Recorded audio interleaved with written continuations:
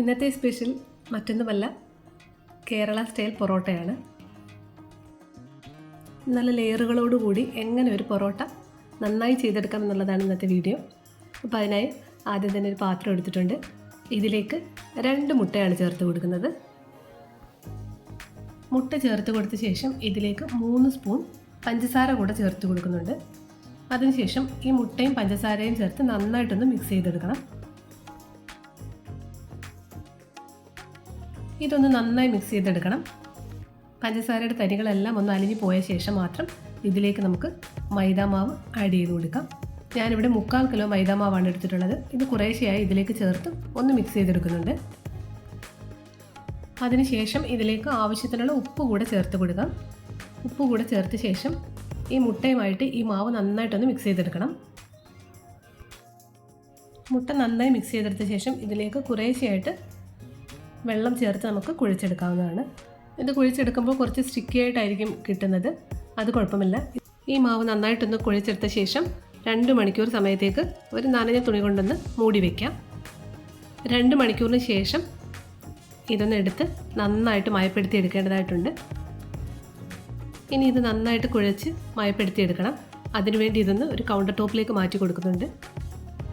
Clean ആക്കിയ ഒരു counter ടോപ്പിലേക്ക് കുറച്ച് ഓയിൽ ചേർത്ത് കൊടുത്ത ശേഷം വേണം ഇത് മിക്സ് ചെയ്തെടുക്കാനായിട്ട്.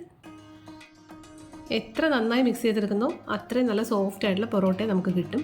അപ്പോൾ കയ്യിലും കുറച്ച് ഓയിൽ പുരട്ടിയ ശേഷം ഇതുപോലെ നന്നായിട്ടിത് കുഴച്ചെടുക്കുക. കുഴച്ച് നല്ല മയപ്പെടുത്തിയെടുക്കണം. കുഴച്ച് നന്നായിട്ട് മയപ്പെടുത്തി എടുത്ത ശേഷം ഇതുപോലെ ചെറിയ ചെറിയ ഉരുളകളായി എടുത്ത ശേഷം അത് കൗണ്ടർ ടോപ്പിലിട്ട് തന്നെ കൈകൊണ്ട് ഇതുപോലെ പരത്തി മാക്സിമം നമുക്ക് പരത്തിയെടുക്കാൻ പറ്റുന്ന അത്രയും തിക്നെസ് കുറച്ച് പരത്തിയെടുക്കാം. ഇതുപോലെ ഒന്ന് ചെയ്തെടുത്ത ശേഷം നമുക്കിതൊരു കത്തി കൊണ്ടൊന്ന് വരഞ്ഞു കൊടുക്കാം. ഇതുപോലെ ഓരോ ചെറിയ ചെറിയ പീസസ് ആയിട്ട് കട്ട് ചെയ്യണം. ഇടയ്ക്ക് കുറച്ചൊക്കെ ഒന്ന് വിട്ടുപോയെന്ന് വിചാരിച്ചിട്ട് പ്രശ്നമൊന്നുമില്ല. അതിനുശേഷം നമ്മളിതെല്ലാം ഇതുപോലെ ഒന്നിച്ചാക്കിയ ശേഷം നീളത്തിൽ ചുറ്റിയെടുക്കുകയാണ് ചെയ്യുന്നത്. ഈ ഒരു രീതിയിൽ ഇത് തയ്യാറാക്കിയെടുത്ത ശേഷം നമ്മുടെ കയ്യിൽ തന്നെ വെച്ച് ഇതുപോലെ ചുറ്റിയെടുക്കണം. ഇങ്ങനെ ചുറ്റിയെടുത്ത ശേഷം ഇത് വീണ്ടും 1 മണിക്കൂർ നേരത്തേക്ക് ഞാൻ മാറ്റി വയ്ക്കുന്നുണ്ട്. ഇതുപോലെ തന്നെ എല്ലാ മാവും ചുറ്റിയെടുക്കാം. ഈ പൊറോട്ട തയ്യാറാക്കുന്ന സമയത്ത് ഓയിൽ ഉപയോഗിക്കുന്നതിൽ ഒട്ടും പിശുക്ക് കാണിക്കരുത്. നമുക്കിത് കറക്റ്റായിട്ട് ചെയ്തെടുക്കാൻ പറ്റില്ല. ഇത് നന്നായിട്ട് ഓയിൽ യൂസ് ചെയ്തെങ്കിൽ മാത്രമേ നമുക്ക് നന്നായിട്ടിത് ചെയ്തെടുക്കാൻ പറ്റുകയുള്ളൂ.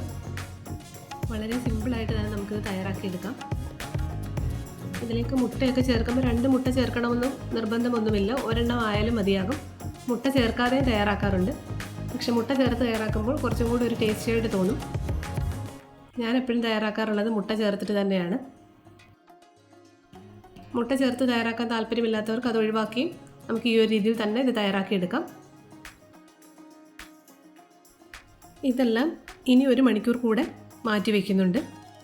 ഇതിൻ്റെ പുറമൊക്കെ ഒന്ന് ഡ്രൈ ആയി പോകാതിരിക്കാൻ വേണ്ടി കുറച്ച് ഓയിൽ കൂടെ ഇതിൻ്റെ മുകൾ വശത്തൊന്ന് ബ്രഷ് ചെയ്ത് കൊടുക്കുന്നുണ്ട്.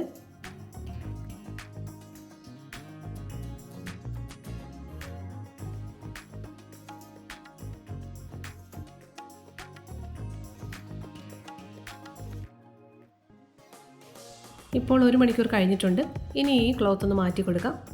അതിനുശേഷം നമുക്ക് പൊറോട്ട തയ്യാറാക്കിയെടുക്കാം. ഇനി ഇതിൽ നിന്നും ഓരോന്നെടുത്ത് ഇതേ കൗണ്ടർ ടോപ്പിൽ വെച്ച് നമ്മുടെ കൈകൊണ്ട് തന്നെ ഒന്ന് പ്രസ് ചെയ്ത് കൊടുത്താൽ മതിയാകും. അല്ലാതെ പരത്തിയെടുക്കേണ്ട ആവശ്യമൊന്നുമില്ല. ഒരുപാട് അങ്ങ് കനം കുറച്ച് ചെയ്യേണ്ട ആവശ്യവുമില്ല. ഈ ഒരു രീതിയിൽ ഇതൊന്ന് പരത്തിയെടുത്ത ശേഷം ഇത് ചുട്ടെടുക്കാം. ഞാൻ ദോശക്കല്ലിലാണ് ചുട്ടെടുക്കുന്നത്. ദോശക്കല്ല് നന്നായി ചൂടായ ശേഷം നന്നായിട്ട് ഓയിൽ ചേർത്ത് കൊടുക്കണം. അതിനുശേഷം ഇതുപോലെ ഓരോന്നും ചുട്ടെടുക്കാം. 3-4 എണ്ണം ഇതുപോലെ ചുട്ടെടുത്ത ശേഷം നമുക്കിതേ കൗണ്ടർ ടോപ്പിലേക്ക് മാറ്റി കൊടുത്ത് ഇതുപോലെ ഇതൊന്ന് അടിച്ചു കൊടുക്കാം. ഇങ്ങനെ ചെയ്യുമ്പോഴാണ് ഇതിലെ ലെയറുകളെല്ലാം സെപ്പറേറ്റായി കിട്ടുന്നത്. അതുപോലെ തന്നെ പൊറോട്ട നല്ല സോഫ്റ്റ് ആവുന്നതും. ഇത് കാണുമ്പോൾ മനസ്സിലാവുന്നുണ്ടല്ലോ, ഇതിലെ ലെയറുകളെല്ലാം സെപ്പറേറ്റായി തന്നെ കിട്ടിയിട്ടുണ്ട്. ഇത്രയുമേ ഉള്ളൂ ഈ സോഫ്റ്റ് പൊറോട്ട റെസിപ്പി. വളരെ എളുപ്പത്തിൽ തന്നെ നമുക്ക് ഇത് ഉണ്ടാക്കിയെടുക്കാനും പറ്റുന്ന റെസിപ്പിയാണ്. ഈ പറഞ്ഞ ടൈമിലൊക്കെ ഇത് കീപ്പ് ചെയ്ത ശേഷം മാത്രമേ തയ്യാറാക്കാവൂ. എങ്കിൽ മാത്രമേ നമുക്ക് ഇത്രയും സോഫ്റ്റായിട്ട് ഈ പൊറോട്ട കിട്ടുകയുള്ളൂ.